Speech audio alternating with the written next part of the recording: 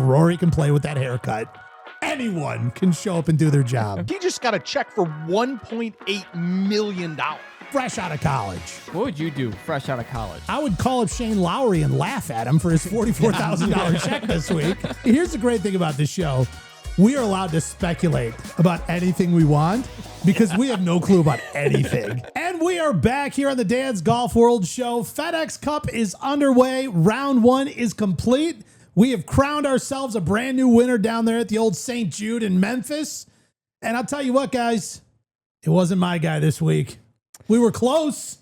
We were so close. Once again, come on. He could have been Mr. 1001. Mr. 1001 could have been my guy, Tommy Fleetwood, but Justin Rose took it. And I will say, he seems like a guy that has earned it. Yeah. You know what I mean? He's put in his time.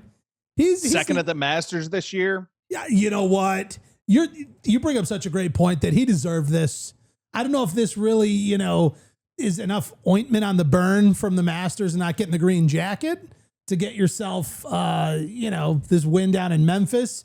But going into the FedEx Cup, Ryder Cup year, all those things are good things. So he's got to feel good about it. Look, he's grinning ear to ear. I don't know. Justin Rose, I'm happy for him. Rosie did it. He got it done.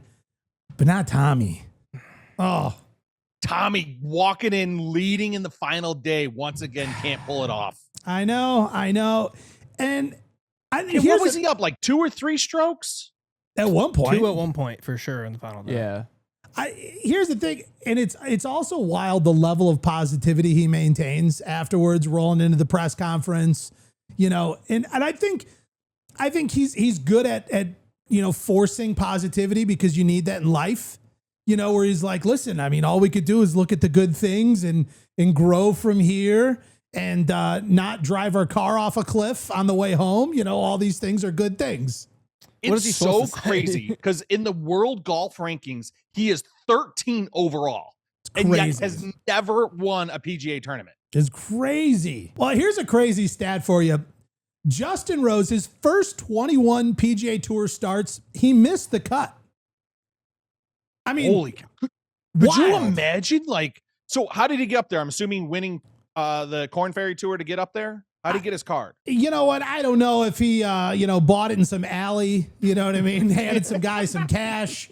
Could you imagine you do all of that work to earn your card and then 21 times in a row you don't even make the cut? How bad are you got to be questioning yourself? You got to be questioning everything. I mean, every piece of equipment, every member of your team, everything, your haircut. I mean, you analyze every possible detail of what could be causing 21 tournaments in a row you're missing the cut on the PGA Tour. I wonder how many caddies he used. Probably not as many as Colin Morikawa this year. That's probably a good guess. Yeah. But we'll get into that shortly. Because the number's at 5 now? Yep, 5. We're at 5? I mean, I'm trying to think, what else have I gone through 5 of this year? I don't know. Underwear? 5 pairs of underwear? Doubt it. Hey, listen, I got a good batch. I'm on a good long run you here. You flip them inside out? Yeah. Oh, man. Here's the one thing I did say going into this. It was kind of like, we had some of the European Ryder Cup team guys and we had some U.S. Ryder Cup team guys all sort of there at the finish, all kind of trying to fight for it. We had JJ Spawn in the mix, obviously Tommy Fleetwood in the mix. We had the one and only Scottie Scheffler who just came marching his way down. There's no holding him back. I looked at one point early on in the tournament. I'm like, I don't know where he was. He was it like 20th or something like that? I'm like, yeah, not for long. Yeah. We know for a fact that won't last because it is Scottie Scheffler. And what happens? Here he is in the mix, 1 stroke out. I can't imagine the sweat rolling down these guys' brow when you just look over the scoreboard and every time that Scheffler name just bumped up a few more and a few more. Here he comes. Here comes old Scotto. He's got the day off from babysitting and he's out here just to dominate on the golf course once again. Hey, honey, day off from babysitting. Don't hand me the kid until they give me the trophy. Yeah. And cover your ears here, Dan, but it's kind of the opposite for Tommy. Oh, no. You see him at the It top really and you is. know that Now, this is going to be fine, guys. This is a good thing. He's like the Chicago Bears. Have a really good first few games, and the rest of the season it's just like. Rich, do you want to disagree with Josh on that? I'd like to give you some floor space. I want to disagree with Josh on that. You just can't. With all of my heart, I would like to disagree with Josh on that. Unfortunately, I can't. Similarly, I would like to disagree with the Tommy Fleetwood remarks, but similar position also cannot. Speaking of the Chicago Bears, I got these new shades when I went to the preseason game Sunday. Look at you go. Were they giving them out? Were you like the love first 10,000 people in the building, or? That's exactly right. And also, we got the new cap going. Okay, hold on. Before you tell us any more, did you buy the cap at the game? So normally I don't buy stuff at the game. Short story is yes, we did. Okay, we're about to guess the price. We want to guess. Okay, we're throwing a quick guess out there. What's the brand? Scorching sun out there. I mean, scorching. It's 47. Okay, Is so this side right here. yep. Ooh, I'm saying, So 45 is my guess. yeah, I'm saying I got to go with 45 too. you guys are both 45. I know hats. 45. You know what? I'm gonna go 46 because it's evil. $1 bomb. yeah. All right. So the price tag's not on it. The price I remember was with with taxes and everything, and it was $53.27. Let's go. I had no clue what it would cost, but I was guaranteed that I was going to That's a screw you lot guys for over on that one. Dan, you have the 47. largest hat selection in the world. I'm surprised you didn't have it within 50 cents. Well, it's tough because like here's a Masters hat I've never worn in my life and still has the price tag, and this is $34. So you know it's a different ball game, if you will. Hey. See what I did Yeah. there? You're welcome. Yeah, like all the Yeah, live hats. I had to buy the hat there though. I mean, so it was baking sun, super, super hot. Monica didn't have a hat on or anything. And I'm like, we're going to buy a hat and you're putting a hat on. She's like, but I don't wear hats. I'm like, I don't care. You're like roasting right now. So Josh, did you buy that hat at the LIV Golf tournament? Yeah, I bought this hat. All right, let's throw some guesses out there. I don't know what it cost. I have the same hat, so I'm not going to guess. I know All right. exactly how much. I'm going 37 with tax. I was going to go 40. You're closer. They were $45 for hats. I got two hats. I got this hat, then I had to re-up on a smash hat because mine turned into the sweat hat. Yeah. So- Oh, yeah. There's the transition point with hats where it's like, I want to keep it fresh, keep it clean. You sweat in it once, not just wear it to the range. Who cares anymore? Yeah. Drenched. So everybody always talks about the Masters, like, oh yeah, you know, whatever. The concessions are free, you're cheap, but they make all their money back in the merch store. All I'm saying is the Masters hat price isn't that crazy comparatively to event And price that's a hats. good quality hat right It's a there. good Especially- quality hat. Especially the one you pointed out, that gray one. Oh yeah. That thing is a solid hat. Like a solid hat. I looked at Rich's hat compared to like my hat compared to that hat, and I honestly think that might be the best quality hat. Well, especially for the logo on the front. But, you know, either way, wouldn't I'm say all partial. that now, It's but- fine. It's fine. It's fine. Whatever. I don't know. What were we talking about? FedEx Cup, something like that. I don't know. Justin Rose. Fleetwood. Oh, my God. We got a few big names that are no longer in the mix. They're not moving on. They're not sticking around for the BMW Champ next week, which, Rich, I do see you are on location there at the BMW Championship. Grass is looking beautiful. Weather. I mean, anything you want to give us? Just a quick little preview on conditions out there. Yeah, weather's nothing really notable on the weather. I will say this rough is long and treacherous. Ooh. It's going to be tough, and the fairways are skinny. Well, I'll tell you what, Caves Valley Golf Club in Maryland that Rich is at clearly right now. So obviously, Clearly. yeah, it's going to be a tough one for the boys. Well, a couple of the names that are not going to be making their way out there to the BMW Championship. Who are we missing here? Aldrich Potgieter. He's been a fun guy this season, Yeah, but he's I know. out. I mean, rookie season though. I mean, even just to make it into the finals, the FedEx Cup playoffs, For sure. can't be mad. Jordan Spieth. Big name. He was fighting for it too. He wanted it. He wanted in. He was scratching tooth and nail. Jake Knapp, he's done. I wonder what he's doing right now. Probably relaxing. Probably, taking a break from his just silky smooth golf swing. Think he's bowling maybe, Josh? What do you think? Maybe. He's got to be rolling a few frames, if you I will. thought for sure you were going for a nap joke there, and then it just Yeah, never shut up. came. What happened? I got to get better writers. It's terrible. Wyndham Clark is out. Minwoo Lee. Rich, that's your guy. Oh, yeah. Big Minwoo guy. Tony Finau among the names. Not going to be moving on. Their season has come to an end. Can I touch on Wyndham Clark real quick? You can touch Wyndham Clark all you want.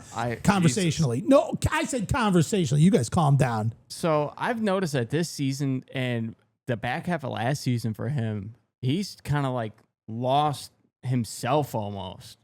Yeah, well, what was it, Full Swing season 1, where we kind of like went through his journey and like his like mental health recovery and all this stuff. Or maybe it was season 2. I don't know. But either way, maybe it was both. And we saw he was just even talking about how he used to just get so angry and he's learned how to like channel that and calm himself down.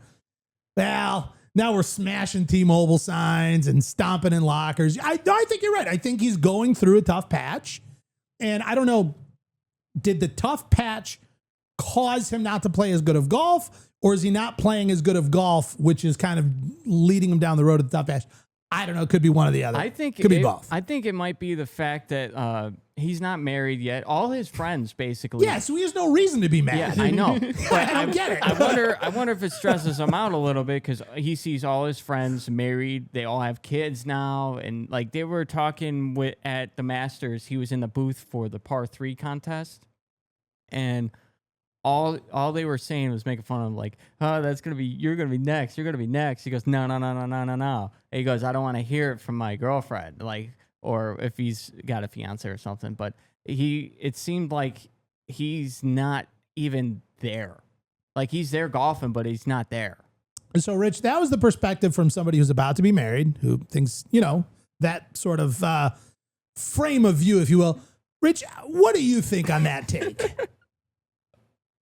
Well, see, I think I have the best of both worlds because I'm married to a super hot wife and she's also, we don't have any kids at all. So we both just do whatever we want all the time. And then it's just, I got a really cool friend to hang out with whenever we do cool stuff. Now let's go over here. Not married, not about to be married, and also no kids. Do you think that this is leading to the demise of Wyndham Clark? No, I'm not gonna lie. You kind of lost me when you were doing it. Not gonna lie to. All right, I'll just go crawl in a hole. Just leave me alone, everyone. I'm gonna go find Wyndham and go crawl in his hole. Here's the great thing about this show. We are allowed to speculate about anything we want because we have no clue about anything. But you know what, though? We present an That's just like the headline of our show. Yeah. 4 guys who have no clue about No. anything. It is entertainment in the form of speculation about golf. Welcome to the Dance Golf World Show. Things we don't know said confidently. Just let it roll like we mean it. Here's the other thing I like. You can always guarantee when we're getting close to the FedEx Cup, money is flying. Money is flying everywhere. You're getting your whatever top finisher for playing good in the PGA Tour lump of money. You're getting your Comcast high-speed internet lump of money. And then, of course, these things got big old purses. They're paying out $3.6 million this week. These dudes are cashing checks. I mean, whoo, money season. I don't know. I maybe this kind of helps them heal the wounds from not joining LIV for all these guys who got the big checks. They're finally getting it. Maybe it makes things a little better. I don't know. Still, the purse on LIV, if you win, is still more than this. Yeah, it's true. So much. The team purse on this was more than this. I think the aces this week who took 4th, each guy took home 125 grand each. Like, I wonder if there was a betting line on, because there's always like a betting line on will there be a playoff or not? But the parlay of a playoff on the PGA Tour event and LIV event And the LIV teams. and the LIV Yeah. teams, there could have been some money to be made there. I don't know if that existed in any of the apps. I don't Shane know. Lowry, who was 59th this week, he only took home 44 grand. I mean, only, but still, like, we're talking these big numbers. Like we talk big numbers and it sounds so small, but like a 44K check, like, Right. you know what I mean? To me, that's huge. I mean, for me, that is just substantial. Make that 3 of us. Yeah. 4 days of play, 44 grand. Here you go. Yeah, whiz around the Pro-Am, have a nice time, head back to player dining, get your fresh pair of brand new shoes for the round out of your locker that somebody who you don't even know put in there for you. And all for your time, a nice little $44,000 check. And in the entire scheme of things, looks small. Insane. That is wild. What did Scottie Did you make hear this that week? Sepp Straka's withdrawing this week? I did. So there's we don't know exactly why. He's got to tend to some family issues, and he's asked for privacy during this time while he deals with whatever that may be.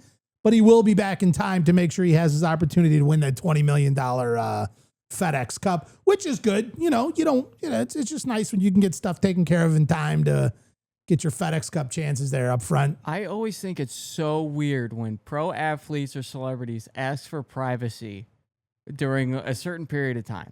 Because here's why. This is why I think it's so weird. Go on. Because they probably live in a secluded area anyways. And if they're not going to leave the house or anything, like, it's easy to ignore, social media messages. It's not like you're getting text messages. Yeah, throw it on phone focus calls. mode and you're fine. So I don't get why everyone, when something happens, like, this is just a private thing, like, don't contact me. Like, I feel like that's just like, dude, like, if people really care about you, they're going to text you saying, hey, I'm here for whatever. Not a fan of the especially when private. it's a part of like a press release. Yeah. So I'm announcing to all of the media that I don't want to talk about this. Like I don't know. Good, Rich. What do you got? Devil's advocate. Go Could ahead. it be that when he does the presser, because he's not playing the BMW, so where are they going next week? The following week they'll be at East Lake for the Tour Championship after the BMW. So when he's at East Lake, is he just like prefacing he doesn't want 100 questions from every single media guy? Where were you last week? What's going on? Why was the family matter? What was the family matter? Like, he's just, come on, leave me alone, guys. Yeah, can we see, I don't know, like a formal letter from someone's doctor or like whatever took place? We don't know. I mean, Tiger did the privacy thing a few months ago, if you remember, when he announced his new girlfriend. He's like, I'm announcing this, but we want our privacy. Yeah, Like, here's a crazy announcement that I don't want to talk about. Yeah, but here's pictures and everything. Yeah. I just don't get it, man. Do we have any updates So on that, from by the four way? guys who don't know I anything don't. at all, should we all guess what Sepp Straka is dealing with? Absolutely, with confidence. Here's what I think. I think his dog got into the trash, probably ate something it shouldn't have. It's a little stopped up. You know what I mean? I think he's just scared. He's got That's what I'm worms. saying. Who knows? Got worms. He's got to take care of Taffy or whatever his dog's name is. He'll be back for the Ryder Cup, though, yeah. and the Tour Championship, Yeah, which but he he'll does- get breaks in between there. No questions, though. Yeah, Don't nothing. talk to me about it. I think it might be a bad haircut. Bad haircut. Again, a lot happened. The cut didn't go as planned. It's personal, and I don't want to talk about it. Leave me alone. Hey, saw what we said about Rory Rory. played straight through the bad haircut. Yeah, I mean, exactly. come He on. did. You know what? He even did media after that bad haircut, Yep. too. Which is proof that no matter what's going on in life, you can show up and do some media and play some golf. If Rory can play with that haircut, anyone can show up and do their job. What's with the hair? What's with the hair? Also, we saw another person not in the mix.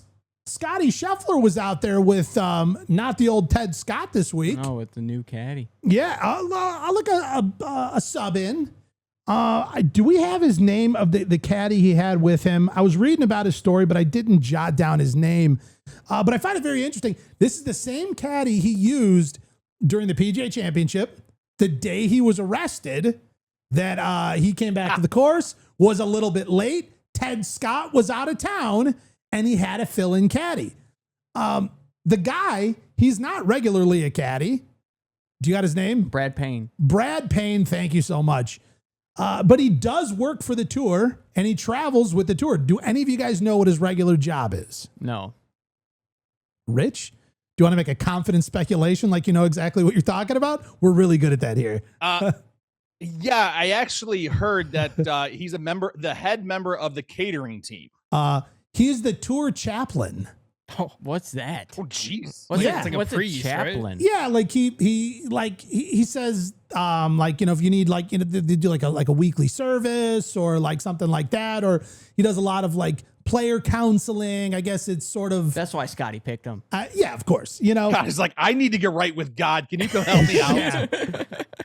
So we got to see him back, and it was nice to have him there on a day where Scottie wasn't even arrested. And I thought that was a good thing. as of right now, Ted Scott's not in for BMW. Ted Scott's out. Yeah. Again, he also said that he's tending to some personal family issues, and yeah, he does not have a scheduled return He date. didn't say about privacy. Yeah, I was about to say, does he want privacy or no? I'm positive he said it, but will he get some? No, not No, from we're us. allowed to go knock on his door. He Yeah. doesn't need privacy. Hey, Teddy, Come on, knock on your door. Yeah. What are you doing? We need you to make some more TikTok dances. All right. Well, we talked about it there momentarily, but there was action going on at LIV Golf because they're in town here, not too far. They call it LIV Golf Chicago. It's not exactly in Chicago, but you know, It's closer than you think. It is. Well, listen, it's closer than the Chicagoland Motor Speedway, which is not in Chicago. So yeah, why not? But it came down to it. We had a couple guys duking it out there all the way to the finish. Went to a playoff, not only the individual playoff, but it was also a team playoff. So there was like all these playoffs going on simultaneously. What do we call the guy? Jose Louis P and Ray's Creek. He was the runner-up. P and Creek. Yeah. Jose Louis P and Creek Ballister. Yes, that's it. I knew we had a good nickname for him that we'll screw up every time. Here's what I'll tell you. He didn't get it done, but what I find interesting about this guy before we get into Dean Burmester and talk about his great victory this week is we got ourselves a guy who was an amateur, never went over and did the whole PGA Tour thing or DP World Tour thing or anything like that. He came straight fresh out of college, came over, joined LIV, and is now playing well. How was he able to play in the Masters again? He was there as an amateur, so he did stuff. So not only is he playing well, but he just got a check for $1.8 million. Like fresh out of college. What would you do fresh out of college? Well, here's what I would do. I would call up Shane Lowry and laugh at him for his $44,000 check this week. Yeah. No. 22 years old. Wild. That's crazy. Dude, I do not want to know what I don't even want that in my possession when I'm 22. I'm afraid. I'm just I'm imagining. 23 and I want it. I'm just going to put that out there now. I'm fine with I'm not solving. with Josh on that. I'm with Josh on that. Josh, I'm just trying to imagine the addition on your house you'd have to put to fill with like Pokemon cards and collectibles. 1.8 million, dude. I'm in a comic thing now. You all comic books? Yeah. Yeah. Yeah. Is there a particular one or Marvel Yeah, Epic it's about Collections? bowling. No. do you like, are there still new ones coming out? Like, There's still monthly comics coming out. Depending on who's got a series going on right now, like there's probably like 100 comics that come out every month. Are they in like seasons? Like we're in like season 7,000 of Spider-Man? It's not more so seasons. It's almost like story arcs now, where it's like you have this month-long or not month-long because it's once a month, but like a year-long story that will go throughout the whole universe now. Do you know when it's ending? Like this is the series or the story finale? Yeah, it will say, it would be advertised as like, this is the ender of this story. How will it end? That's the collector's item. Not really. Oh, I don't know anything about this. No, dude. no. I know You said that nothing. confidently, Yeah, though. You see said that that? confidently. Yeah, that's the one you're going to want, guys. The only comics that are worth money nowadays are all the old original ones when they have the first appearances of like heroes. Nice. Yeah. Um, Moving on. Dean Burmester. Burmy. Well, before you move on, Dan, you also got to Oh, remember. sorry. Yeah, go ahead. Internet's. That's all right. I'm Internet's kind of a little jumbly. I get But it. I was going to say, you also got to remember that things like Walking Dead, that was a comic. Yes. Oh. Like, were people collecting it and going to like Walking Dead comic book Walking con Dead first issue of Walking Dead sold for a lot of money. I don't know the exact before the number. show or after the show? Both. Like once everybody fell in love with whatever the guy, it was something Rick. Reedus. Rick. Rick, Rick. right? Yeah. Rick Grimes. Well, I mean, it was so popular that they made a TV show out of it, right? So Yeah. that Yeah. and Invincible 2. That's Amazon Prime It's a cartoon. The but Invincibles, wasn't that a You mean The Incredibles? Thank you. That was also a magazine. No, it wasn't. Yeah. Told you. A magazine. Magazine, Fire away, just fire comic away. book, whatever it's called. Aren't these magazines? Novel. Oh my God, guys. So golf, Yeah. That's what this show's about. occasionally, Yeah. every once in a while, we try and bring up golf. If there was a golf comic book, though, I'd tell you, I could maybe get into that. There's a golf anime. Which Not gonna okay. do it for me. Anime is from manga, which is Japanese comics. Nice. So Cool. Jesus. Dean Burmester, are we ready? yeah, Burmy. we're ready. Yeah, we've been ready, Dan. What's his nickname? He goes by Burmy. Burmy or the Mean Dean. You're the mean Dean. Yeah. Everyone's calling him the Mean Dean. Yeah, here's what I didn't know about this guy. He's from Zimbabwe. I didn't know that. Where is Zimbabwe? It's just outside Indianapolis. Said confidently. It's like somewhere in Africa that's not South Africa. That's all I can tell you. It's about a North of South Africa. 45 minutes outside Louisville. Yeah, so I find this interesting. I turned pro back in 2010, but where he really got his start was down there on the Sunshine Tour. Rich, are you following a lot of the Sunshine Tour action going on? Yeah, let me tell you, not at all. Oh, okay.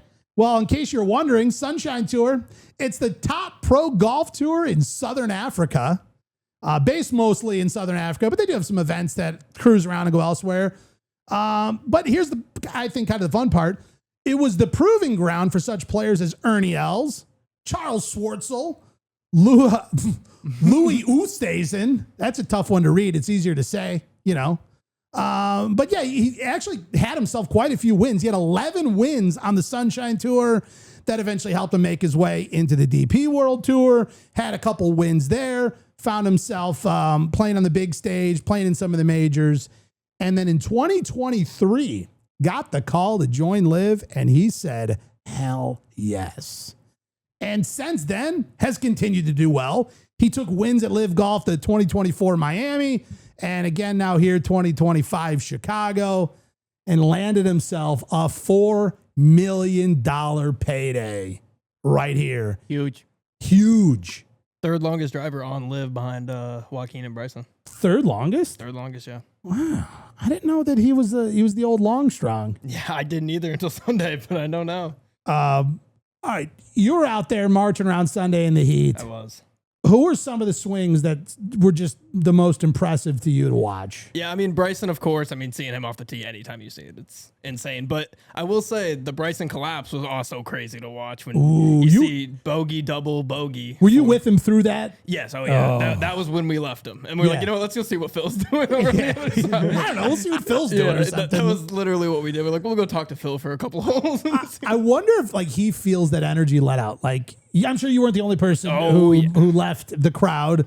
Like where he like is playing, people are talking, doing the whole thing, has a couple bad holes, and there's like 45% less people here now. No, you could tell. I mean, because we could see, because we just went one hole hole ahead, and then we look back, we're like, wow, that's a lot more dead than it was when he was T1 2 holes ago, and Wow. he falls all the way to T10. But I will say, underrated, Carlos Ortiz Yeah. from Torque. He was really, really good. He ended up finishing like 3, I think, or 4 on the day. I underrated. I would say so. Oh, that's fair. Okay. I feel like I don't hear a ton about him having this beautiful swing, but out there, it looked good. Looked good on Sunday. There's something about Bryson smashing the ball. Like when you're there and you're live, you can almost like feel the concussion from the impact. It's just like, dude, like it's unbelievable. And then marches down the fairway. He also takes forever on every shot, dude. The amount of storage we wasted on that iPhone of just him getting ready for the shot is insane. Doing math. Yeah. Did you hear they actually had to write a rule that back in the PGA Tour years ago, he was using a compass in his yardage book to like draw circles and get like exact yardage numbers and things. And at the time there wasn't a rule against it, but there is now. There's I don't know what they call it, but it's the Bryson rule? Yeah. The Bryson compass rule. You can't use handheld measuring tool devices in your yardage book now. What's the reason for that?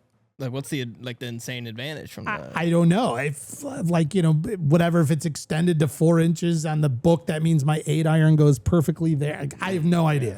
Interesting. Well, I mean, no, it kind of makes sense because if you have the arc, your shot's going to go 112 yards. So if you put the arc on it and it's going to go 112, okay, so it's going to hit the sand trap over here. It'll be on the green over here. It'll be in the water over here. So you can kind of see the arc of where you'll be at. And you just change, like every club is just a little different setting, and then you can keep doing the move. And yeah. Well, yeah. I mean, you set it to 112 yards. You know that 3 inches, 112 yards is going to get me to here. The cup's there. It makes sense. Rule it out. Get it out of here. Get your math out of here. This is nerdy golf. That's what Bryson does. Yep. I do think, though, there's something special about the people that rules are made because of.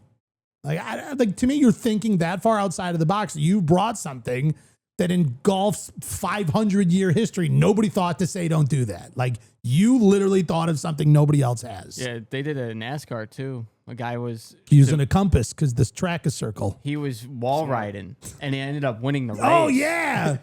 There's got to be a golf version of that. Like, all right, lay down the bag and then put your club head cover and then jam the ball around it. I don't know. I mean, this is kind of out of order, but I was talking with Andy Morrow. He's Thomas Pieters' caddy. Yes. And we were talking about using the rangefinders. Yeah. And it was fun talking to him about it because he was 100% against it. He's like, this is going to be terrible. It's going to take a lot out of the game. And now that he's actually been using it, he says that it's absolutely awesome. A lot of the things that he thought was going to take away from it because you knew the exact yardage, it doesn't. He's like, because we can always figure out what the exact yards are anyways. So now it just speeds that whole process up and just makes the game go faster. Which I totally agree with. I mean, because usually they're looking around for that sprinkler head. Is it before me? Is it behind me? Marching off those steps, coming back to land on the same number. Like, you know what I mean? What? We're going to be like a foot off maybe, from that? Yeah, I think we're going to be sitting here complaining about pace of play, the speed of the game, and yet we got to be out here like foot marching off yardage. Like, yeah, but you got to hurry up, okay? Do it faster. Yeah, walk fast. Yeah, march it off faster. There was a video of Nelly Korda was actually doing that exact process at a tournament, and I saw it was on Instagram, and someone's like, what on earth is she doing? Like, why is she walking away from her ball and coming back? Like, whatever. And you saw all the comments. People are explaining the process. But it is interesting that to some casual fans, they don't realize that process is taking place, and they're complaining about pace of play and, maybe disagreeing with certain rule changes. But it is interesting to hear that somebody who's that deep inside of it, a caddy, agrees that it is a good thing. I think that's a seal of approval. I stick with rangefinders. Done. Also, agreed. He might be coming on the show. We exchanged contact info, and we're trying to work out a time. Could be great. Well, Rich. Adam Morrow? Yes. Oh, that would be awesome. Dude, he was such a nice guy. Rich, when did you get to meet him? Why don't you go ahead and tell us? Well, since we're talking about that, I mean, we're talking about the whole Chicago LIV event. We're talking about who won, who didn't win. Let's talk about the important reason that we're all talking about LIV this week. The Chicago Pro-Am. The Chicago Pro-Am. So we have something for Rich. We do. Oh, we do. We'll be there shortly. So really interesting opportunity came last Tuesday. The show's recorded on Tuesdays, gets posted on Thursdays. The Pro-Am was on Thursday. So 2 days before the event, the day of the show, I got an email response that says, Dan, we'd love to have you come out and join the Pro-Am. At that time, I didn't know who I'd be playing with, what time, anything. Shortly after the show, I got a welcome email that said, the 4 Aces would like to welcome you to their team at the Pro-Am. I'm like, okay, well, Dustin Johnson, Patrick Reed, I don't know. I'm not sure who I'm going to be playing with. And then shortly after that, I went through and I had to register and do all this stuff. I saw that I would be paired with Thomas Pieters and Dustin Johnson. Front half, the front nine was going to be with Thomas and the back nine with Dustin. And I said, boys, let's all go. We got to do this together. Come on. I don't know what I'm doing out here. I need a little backup. So the whole gang, all of us packed up and rolled out. Rich, I don't know if he was lied to. I don't know if it was completely my fault, which it could be. But I was like, Rich, it says here, do you have a caddy? And I was like, Rich, do you want to be my caddy? And he was like, yeah. What do I do? I'm like, I don't know. Is there going to be carts? I'm like, probably. Why wouldn't there be? He's It's like, like, yeah, it's live golf. There'll definitely be cards. Don't got to worry about it. I'm sure, no problem. I'm totally in for it. Put Rich in as my caddy. And we get there, and pretty quickly we realize, no, there's no carts. There's not going to be a single cart. So Rich has to lug my giant, beautiful vessel golf bag filled with my wonderfully built Cobra golf clubs around the golf course for 18 holes. Fortunately enough, we brought enough of a team where after 9 holes, Rich did get to hand off the bag. Rich, this is a little gift to you, but do we want to roll it? Maybe a couple highlights from Rich's moments out there on the course? First time caddy experience, which I thought, Rich, by the way, you did a fantastic job, but let's roll the tape. Apparently I'm caddying for Dan today, but I have no clue what to do. I've actually never golfed with a caddy before, so I literally don't know what to do other than carry the clubs. I've been here for 10 minutes, already had to find a backup caddy. There's no way I'm doing this whole thing. How does she fit? Like latex. You guys have a great day. I mean, hole 2 is brutal for sure. It's hot, but you know, we only got 16 more to go. So far, so good. Don't need to tap in yet. There he is. All right, hole 9. Hey, we'll try to get Pass it off to Jeremy. We'll try to get you a little. It's actually breeze here in a Jeremiah, sec. not Jeremy. That's how tired I am. Gotta check in. It's a rough one today. Look at that smile. Can we all pure agree joy. that it was hot? Oh, It yeah. was- Oh my goodness. It was hot and humid. Hot and humid. And somehow, even though there's literally like 2 trees on the entire property, 0 shade, there like wasn't enough breeze. No. It was very depleting. I don't know about you guys. I was quite depleted. Just look at the difference between us in the 2 pictures. I mean, you could tell that the different angles are, but look how pale we look in the first one. Yeah, we look then like we've all been of us are outside for burnt. 2 years at that point. Unbelievable. And I swear, I don't think there was a cloud in the sky all day. No. That sun was just piping down the entire time. Look at DJ's tan. Yeah. Dude, he's been outside his entire life. He was born outside. I mean, look at that Can we dude. talk about how cool and just down to earth DJ was? You know what? He so is. It's crazy. Like it literally just felt like, you know, you got paired up with a random at the local muni, and this dude just happens to be one of the best golfers in the entire world. But he was just as cool as any dude. He was fun. You could talk to him, ask questions, hang out. Here's what I will tell you. There was a few moments in the day that, you know, I'm not going to say I was super nervous, but I was like some nervous, you know, probably a lot. Was the first tee, the first hole, stepping up, hitting the first ball of the day. That we had Thomas Peter with us for the first hole. And all you want to do is you just want to hit a good one off the first tee. It's the first everything, you know. I've done it all. I've practiced. I got a good warm up in. I rested the day before. You know, these guys play every single day of their life. For me, I've got to structure it out for like a month.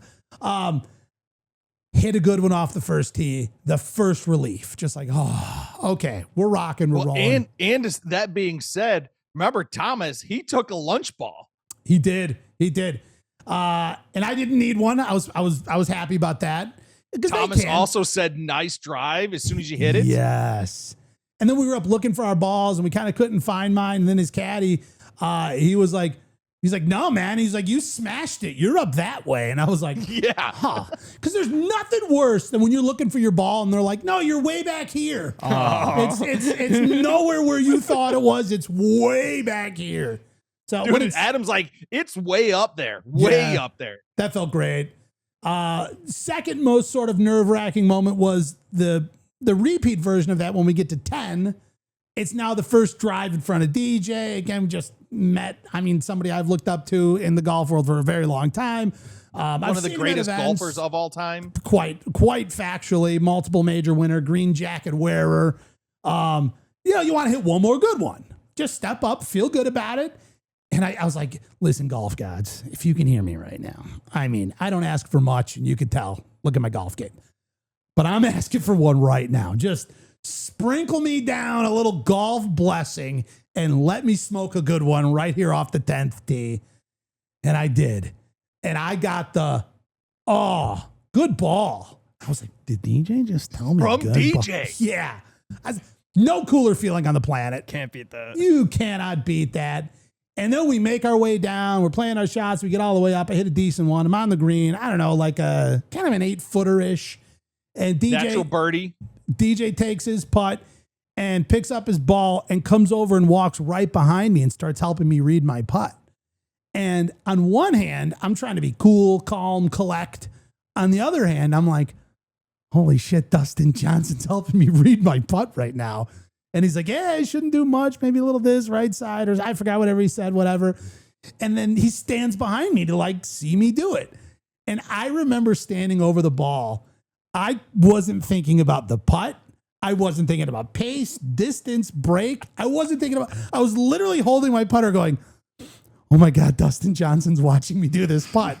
Hurry up and do it. You've been standing here too long. Like, this is what's going through my head. Nothing else. Not like, okay, here's kind of the pace I want to do. Like, whatever, just whatever normal swing thoughts you had. Zero. I had none of them. And I hit a putt, kind of hit the edge of the cup and lipped out. I think I hit it a little hard, whatever. For the record, you stepped up and hit it quick, too. I was panicking. So fast. Dude, I had no sense of reality at that point. For me, I felt like I was standing over the ball for a month. No. I had no clue what was going on. All of time is slowing down. Like, Yes. Every heartbeat's. And I hit the putt and I was like, I think I jammed that one a little hard. And he was just like, yep. I was like, yeah, it did. It's fine. Wow. I talk about like the pressure that they are comfortable with versus like the pressure that none of us are even remotely used to. It's just not even the same planet. But man, was it cool. All right, guys, you guys out there running cameras, any highlight moments, takeaways from you guys? I don't know if I have one direct highlight. One just completely random moment that I think we need to talk about is we're like, hole 15, I think. We get off the 15th green, we turn the corner, and then Andrew Santino's just standing there on the tee box with a whole randomly whole camera crew. All of a sudden, the video just starts, and now we're in a Santino golf video randomly. And like, we're not invited to be a part of it, but I promise we're in the background of a bunch of it. Oh, yeah. And all of a sudden, like, DJ walks over, starts untucking his shirt, gets all mic'd up, and like puts the mic pack in and does everything. And they're like shooting intros and like we're talking. like, was this planned? We didn't know about it at all going in. And then we're like, are we still like playing? Like, do you want us to sit out? Like, I don't know what's going on. At this point, I'm like so hot. We've been out here for like 11 hours. I'm like, I don't even know what's going on. Should we leave? Yeah, it's fine. Like, if you want us to leave, it's fine. So my favorite moments, one of them was it's just the fact that we've done some cool stuff as a group, as a show. Like, we've been to Bunker Hill, all exclusive resort. We've done, you've gone a whole bunch of places. You've been to every major. But I think this was the coolest thing that we've done, because not one, you're playing with pros. We're all enjoying it. And it's not like these guys are ignoring any one of us either. Yeah. Like, we go up, like, I asked DJ, he was hitting a 9-wood. I'm like, DJ, let me get a picture of that thing. I've never seen a 9-wood in my life. He goes, and Austin, he's his like, caddy. Yeah, his caddy. He goes, hold on. He wipes it down. He goes, here. I'm like, oh, okay. They start. And then after. Did you smell it or anything No, weird? I didn't smell it. Just curious. Okay. And then Nice. right after, when we were done, when we all we're in the Pro-Am dining, just the looks on our faces of just death. Oh, dude. I love it. Like, I'm like, I'm beat. You look like you were crying for 20 minutes. Your eyes went like, you like every like bit of like hairspray and sweat and salt from like my hat was just like running into my eyeballs. My eyes were just destroyed. Like, it was crazy. The amount of sunburn. Everyone got bad sunburn from. You know what? Here's the thing. My somehow the skin outside of golf clothes like doesn't burn. But anything beyond that, like if my sleeve rides up a quarter of an inch, I will have severe like 3rd degree burns. But from kind of space there to there, kind of here, I do okay. I'm not a big sunscreen guy. It's kind of wild. Got a little on my nose, a little bit. Let's see if I could get some here. See if I could get some. Are you peeling off a little snack off your neck dude, there? I'm peeling bad. Nice. Because I had the long hair. What was the It's gone. Screwed me. Austin Powers movie? The dude was peeling off the skin. Anybody? Master Disguise? No, Rich. that was Goldfinger. Yeah. Gold member. Goldfinger? Gold member. Gold member. Goldfinger. Goldfinger. Gold member. Go figure. Yeah. Wow. I quoted a movie that you haven't seen. Yeah, I know. That's the first only time ever. the only Austin Powers movie I've seen is the Master of Disguise. That's a fail. Yeah. Rich, So any big takeaways, moments, please? I had like kind of three different kind of takeaways. One was kind of the Adam Morrow, Thomas's caddy. Yeah. The whole talk about the rangefinder. I thought that was a really cool conversation with him. Just a really cool down to earth guy. Looking forward to having him on the show, and then we can say he's a friend of the show. That'd be really cool. Can't wait. Then I had there was a cool moment with Dustin Johnson where like we were on the back nine somewhere, and he was teeing off, waiting for the amateurs to all take your shots. I was beat, so I was kind of straggling behind a little bit, and he's over there just kind of like squatted down, FaceTiming, and I could tell it was his kids or his wife or something like that, you know. And so as we're walking down to hit the drive, I'm like, FaceTime with the kids.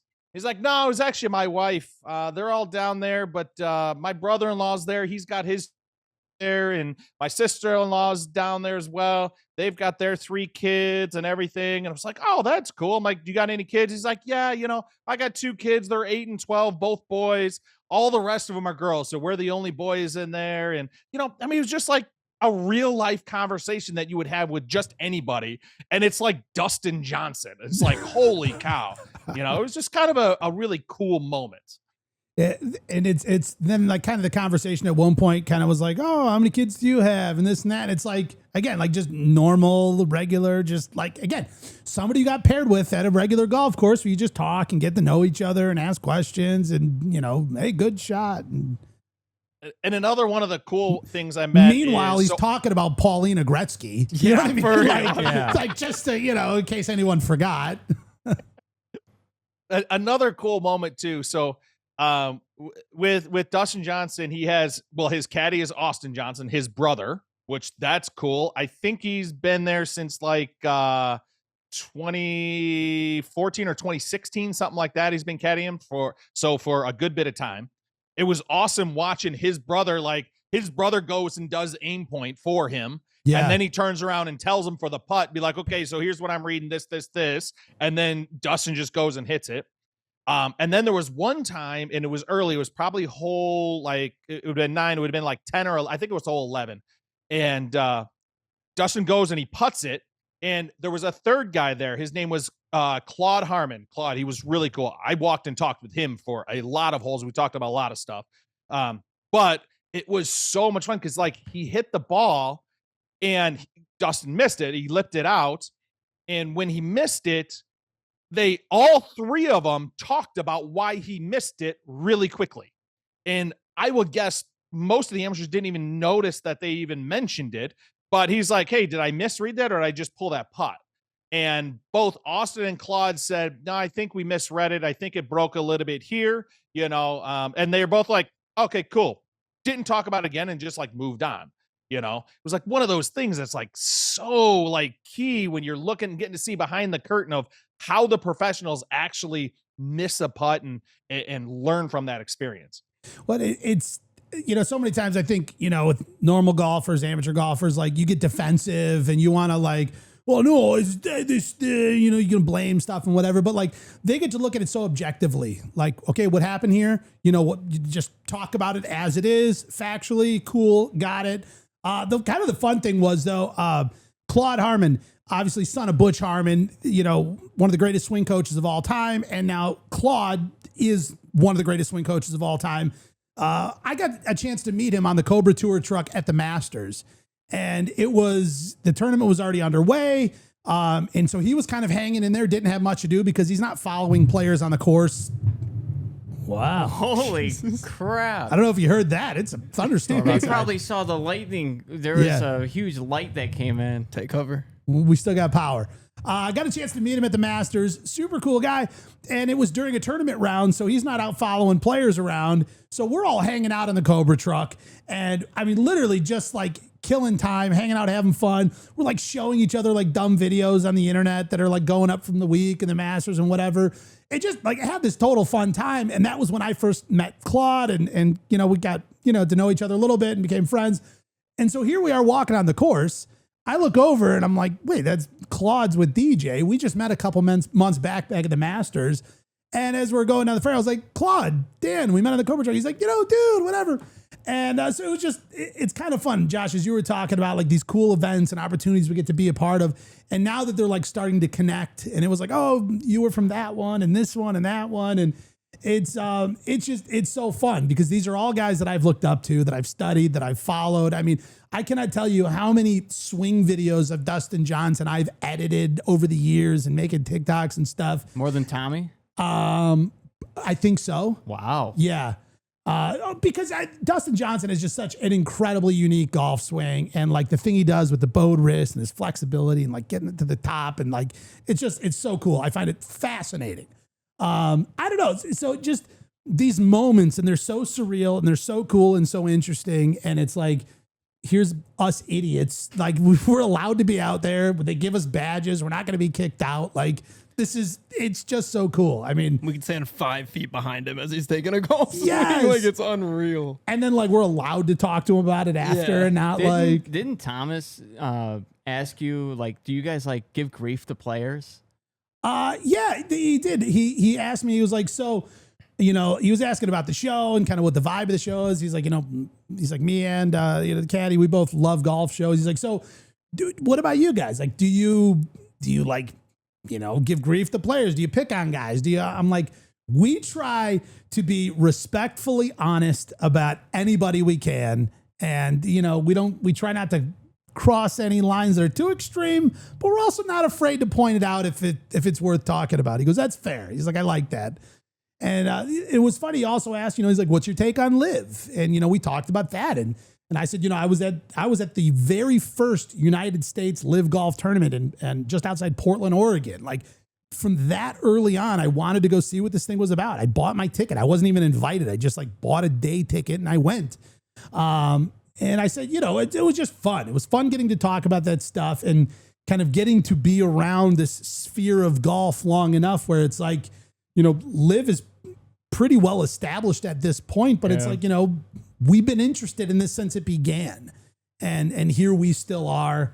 And man, was it cool! So I mean, absolute highlight of my golf. I'm not going to call it a golf career because this isn't a golf career, but golf commentating career, maybe. I don't know. Golf media career. Golf media career. This was without a doubt a massive highlight. One thing I had to mention, and a story about DJ. So we were on, I think it was maybe like the 13th or 14th hole, and there's obviously the houses on the left side there, and there's groups of people watching and whatnot.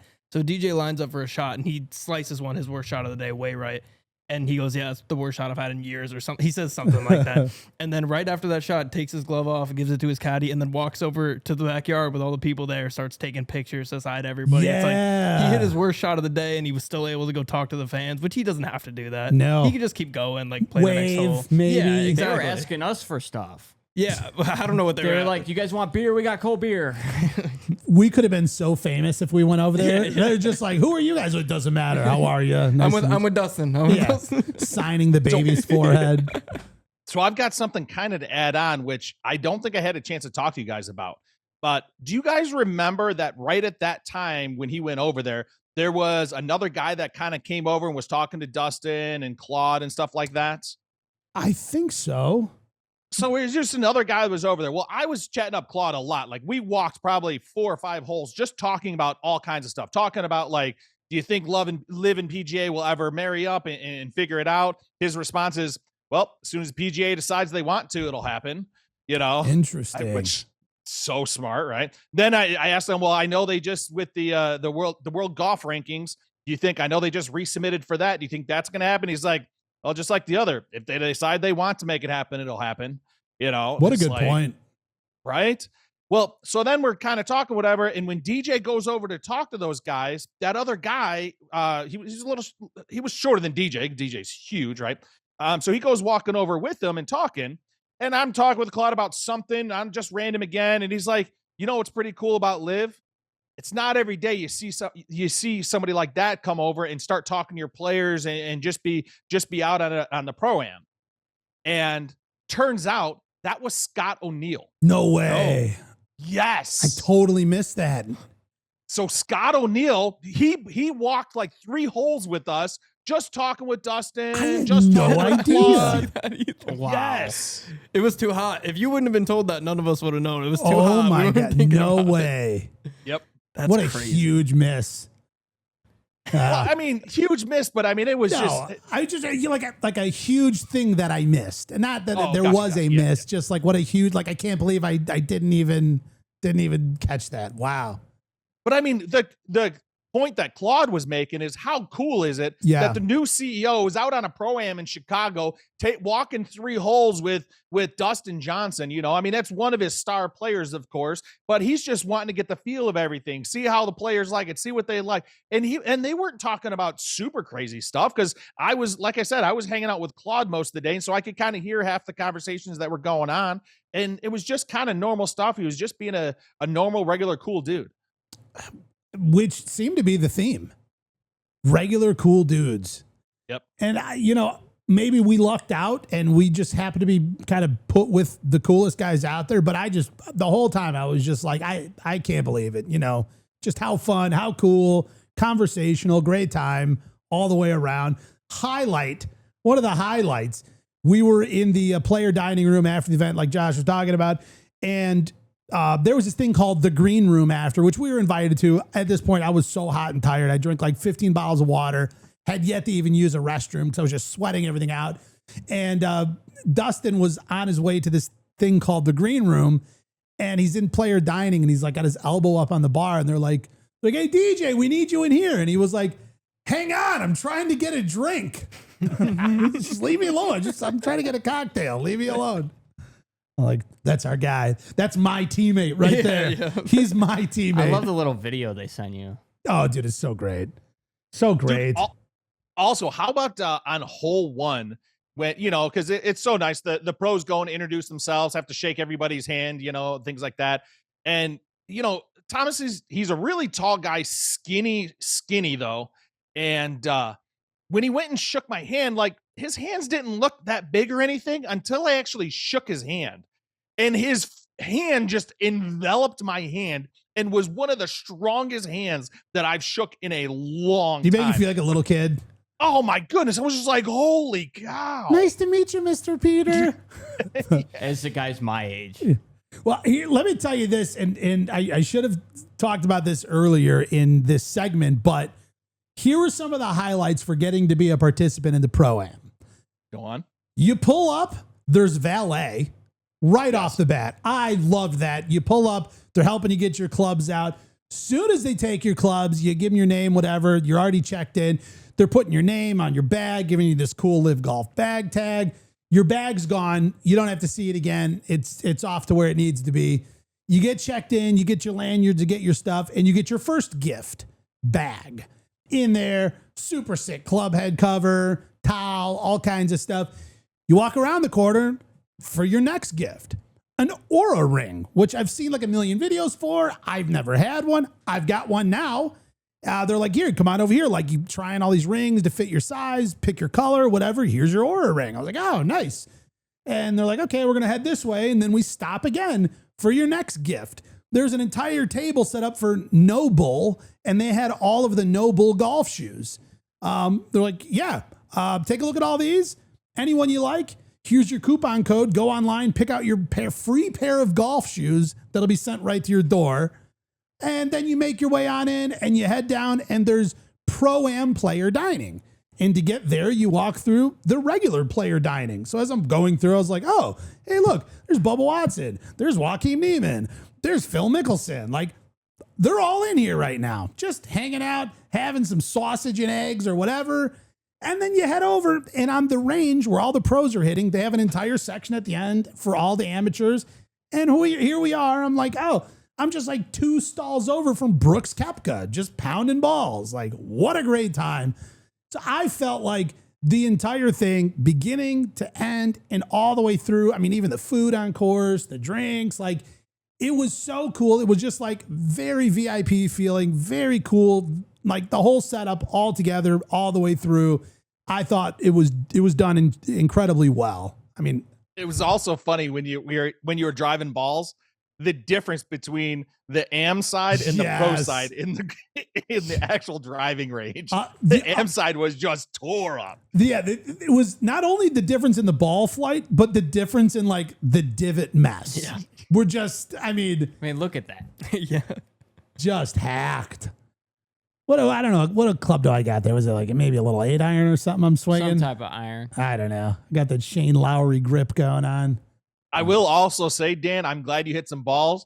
When you were over the range, the first couple balls, I was like, all right, Dan, you got to get it dialed. By the end, just like you said, that first ball, first off the tee, you striped it. Yeah.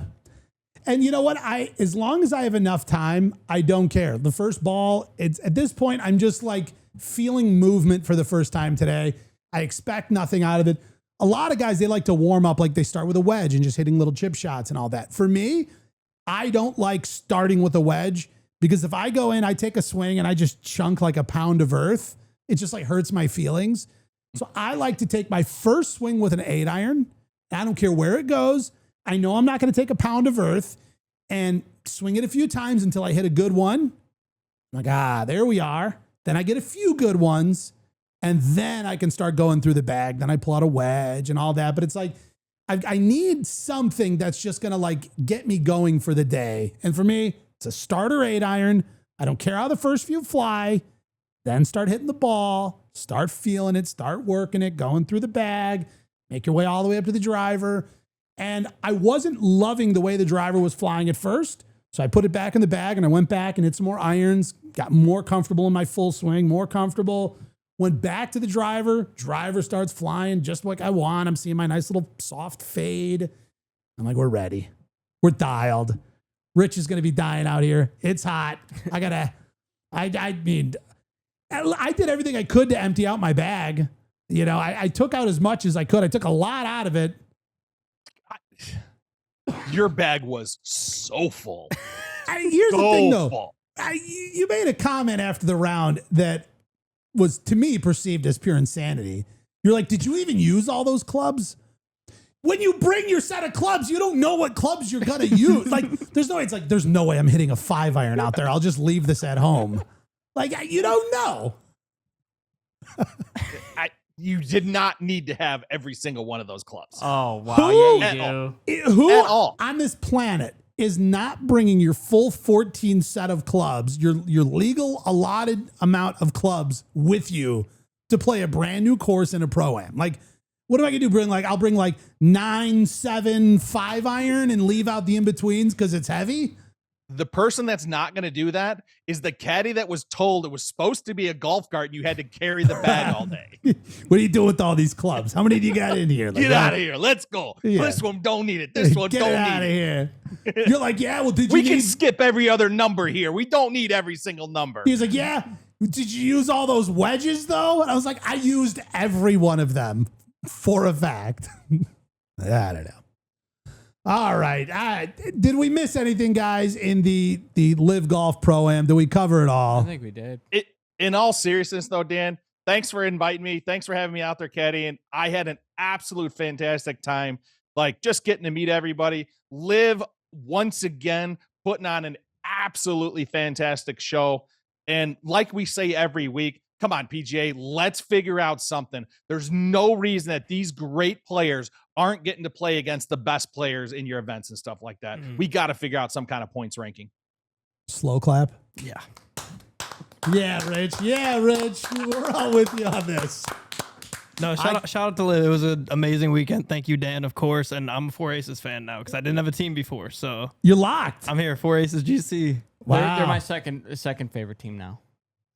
Smash. Yeah. What about See if Crushers? he knows. I'm Brooks. I'm a Brooks guy, man. Hey, well, Brooks is a Bryson fan now, so you're allowed to. Yeah. They're no longer rivalry cities or whatever. You know, I don't know. Even before I got into golf, I always knew who Brooks Koepka at least was. Yeah, oh yeah. All right. Thomas Pieters and DJ both played well this weekend too. I feel like we gotta mention that. I feel like, you know, for no reason at all, we should take a little credit for that. Yeah. It's on us. Yeah, we just kind of set them up with a good vibe. They were going into the weekend. They're like, you know what a great town filled with great people. You could tell. Yeah. If he DJ played- finished like 3rd or 4th. No, Harold Varner was like 5th, I think. And I think Pieters might have been like 9 or 10. I don't remember exactly. DJ was T1, I think, after day 1. Wow. If they would have all played well. If they would have played with anyone else, they would have got 1-2. Oh, yeah. Oh, you know what time it is now? It is time for breaking news. Breaking news. We got all kinds of breaking news going on here. Pro disqualified over freaky sensor-equipped club. So we had a player out there who forgot that he had a little piece of electronics attached to his club. Mr. Greg Chalmers. He had one of those little sensors on the end that helps you get data for your round. He said he forgot he even had it. He thought he lost it. I feel like they're pretty noticeable. I don't know how you do that. Either way, he's claiming that it was completely by mistake, and it led to a full-blown disqualification from the Champions Tour out there at the Boeing Classic. He was probably taking a Boeing home after that, if you know what I mean. It's all right. Eli Manning was on the scene down there at the FedEx St. Jude Championship, playing some jokes, doing some pranks. He dressed up as a FedEx delivery guy, made his way on course, was making some deliveries, brought over a new club to Ricky Fowler. I loved his little comment. He said, yeah, maybe this one will fly straight after seeing those last few. That is brutal to say to somebody when they're gearing up for the playoffs. However, Ricky Fowler played quite well, which was wonderful to see. We also saw him razzing it up with the one and only Keegan Bradley. He had no clue. He didn't see it coming. He caught on quick. Last but not least here in breaking news, we had a little bit of a Korn Ferry Tour mix-up. Apparently, one player was supposed to be in, one player was supposed to be out, and they had it wrong. They had it backwards, and the wrong guy was playing for the weekend. Josh, how do we say these names? And I love when you read them. MJ Defu. Thank you. He was the one, let's see, currently tied for 4th. He's the one who played, wasn't supposed to be playing. Is that correct? Yes. He had some exemptions, some injury exemptions, but those expired. He was not supposed to be in the event. However, he had a spot. He started. He played. And Josh, who was not in the event but was supposed to be? Ryan Thomas. Thank I think you. That's how you say it. And the brutal thing was Ryan was on the range. He was waiting all the way through. He was the first alternate. He was hitting balls, waiting for every single group to start, hoping somebody would drop out. Nobody dropped out. He even said his dad flew in from Dubai to watch him play in this event, and he was sent home packing. He was not supposed to be an alternate. He was supposed to play in the tournament, but through a little bit of a clerical error. And apparently the tour is still trying to work out how to resolve this because he missed out on points. He missed on all kinds of stuff, and they got to get that solved. I don't know how you work that out. I don't know what you do. Does the guy get to go back to the course by himself and hammer through a round? I was thinking that solo tournament. I don't know. I don't know. But last but not least, and this is hardly breaking news, but Josh, this segment's for you. We have ourselves a bowler on tour. Josh, did you ever think this day would come? Yeah. You always knew it would. Yeah, I knew it was coming. You know, Josh, I'm going to let you kind of take the steering wheel here for this segment because it's so deeply important to you. What do we got going on here? So we have a Korn Ferry Tour player, Brendan Valdez, is obsessed with bowling and travels with it. So let's hear what he has to say about it. If you could go pro in another sport, what would it be? Bowling, 1,000%. I'm a bigger bowler than I am golfer. There's a good chance that in a few years you won't see me out here. You'll see me on the PBA. So how good are you of a bowler? Well, I'm getting there. I'd like to say that I've put some quality time and effort in. I travel with bowling balls. I'd say Preston Summerhays might be the best out here, though. It's like, what's your best score then? 268. 268 is my best. Yeah.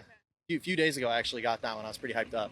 Do you travel like airport to airport with your bowling gear? Absolutely. It costs a lot of money, but it's worth it. It's absolutely worth it. I just have to hope that I play well week to week out here so that I can pay for my bowling addiction. So where are you bowling out here? Are you just finding random bowling alleys? Absolutely. I've probably been to 20 bowling alleys in the past month and a half. That's awesome. I get a little sore, but I get my caddy Tiago Barney to give me a nice little nice little rub down, and I feel good. the next Nice. day. So what are the similarities between bowling and golf? I'd say they both make you really pissed off. That's one thing that's pretty similar for me. I like to also believe that when you go like this in bowling, it's almost the same. It's that instead of that. So, definitely some good similarities, mainly in the mental game, though. See, there are similarities. Hey, here's what I want to say. First of all, traveling with golf clubs, it's so worth it because going somewhere, playing golf, all that, but it's a huge pain in the ass traveling with golf clubs. I couldn't imagine traveling with golf clubs and bowling gear, bringing bowling balls at the same Can time. I tell you what we used to do in college? So Go I on. bowled in college, and we went to Vegas. We would go to Okay. Vegas every year, and we were trying so hard to keep everything under 50 pounds. But you add 3 bowling balls that weigh 15 pounds each. That's 45 pounds on top of the bag that it's in. The bag's got to weigh at least 5 pounds.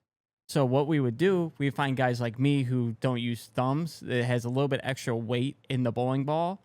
And then we'll find a girl on the girls' team or the women's team that throws like 14 pounds. And we would have to stuff and play like Jenga to figure out which balls would go on which bag. And we had to write it all down.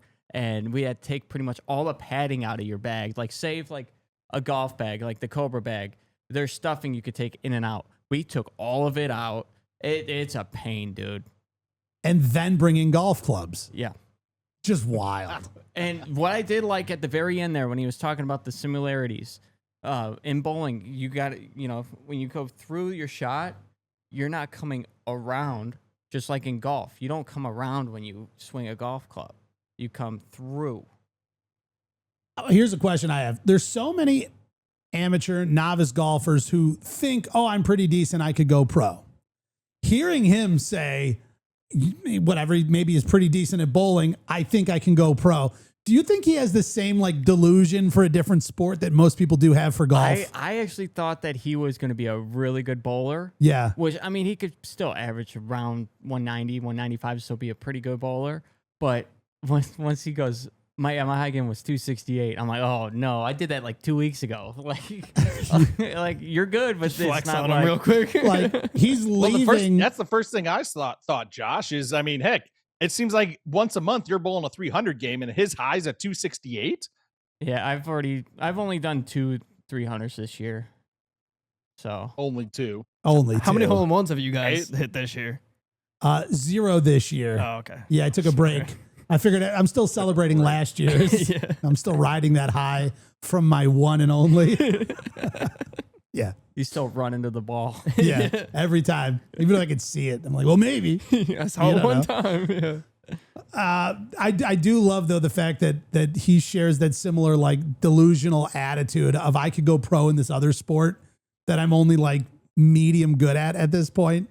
But he's like, you might not see me on this tour. I'll be out there on the PBA with my 268.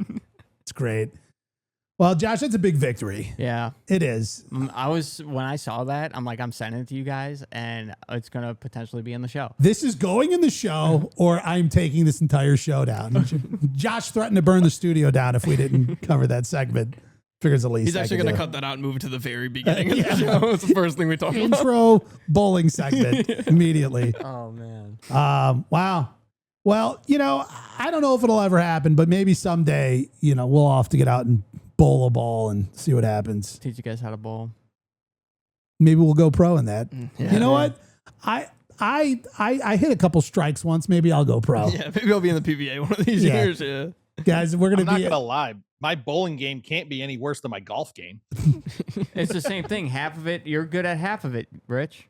The drinking half? Yes. There you go.